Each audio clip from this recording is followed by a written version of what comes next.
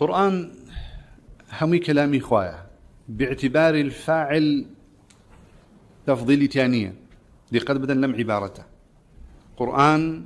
همي كلامي خوايا باعتبار الفاعل كفاعل متكلم شيء الله يا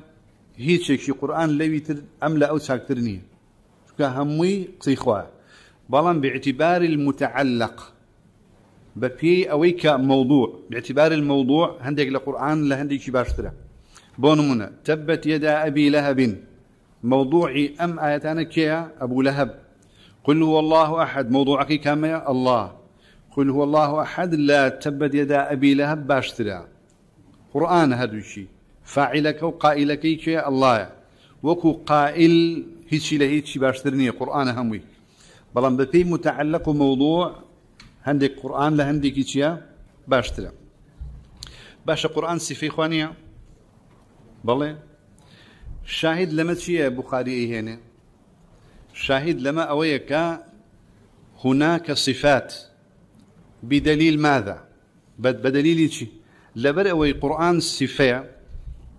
كلامي خوايا وقرآنش يتفاضل هندك لقرآن لهندك شي باشترا كابو تعددت الصفات كابو خوان زيادة لصفة الشيء هندك لأهل بدعاء ألين نابي بلين خواص صفيه معطلا تعطيل الصفات مطلقا لتدمرية لعقيدة تدمرية إن شاء الله بيخونن هندك لفراق ألين نابي تنها بلين خوا موجودة يا موجود يجنية سيكا ذوبي عقلية موجودة يا موجود أو صفية صفيش تتعلق بالجسم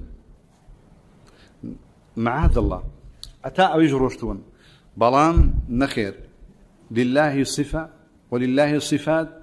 يشك لو دليلانيك يتعدد الصفات كما يتفاضل القرآن لبري القرآن عندك إلى عندك باشرة كابو هناك صفات لله سبحانه وتعالى وبالجلس التفاضل قرآن زورة لا قرآن ولا أحاديث لقرآن ما ننسخ من آية أو ننسها نأتي بخير منها أو مثلها يعني قرآن توراة إنجيل زبور باقي كتب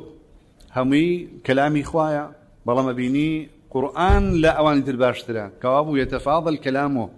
سبحانه وتعالى ويتعدد صفاته